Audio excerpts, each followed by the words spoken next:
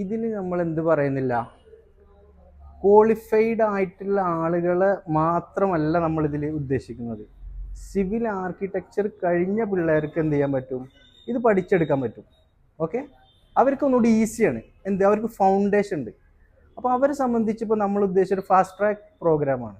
ഈ fast track programme എന്ന് പറയുമ്പോൾ സോഫ്റ്റ്വെയർസ്, ലൈവ് സൈറ്റ്സ്, എസ്റ്റിമേഷൻ, ഇങ്ങനെയുള്ള എല്ലാ കാര്യങ്ങളും കൂടി ഒരു 4 മാസം കൊണ്ട് അവർ നമുക്ക് എന്ത് ചെയ്യാൻ പറ്റും, മോൾഡ് ചെയ്യാൻ പറ്റും.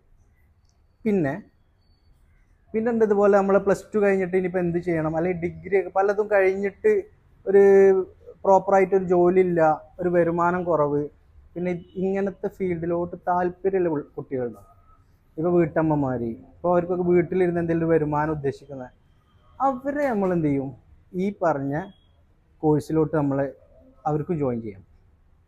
കാരണം അവർക്കൊരു മിനിമം ഒരു 6 മന്ത്, ഇത് മിനിമമാണ്, 6 മന്തെങ്കിലും അവരെ നമ്മളെ കയ്യിൽ കിട്ടണം.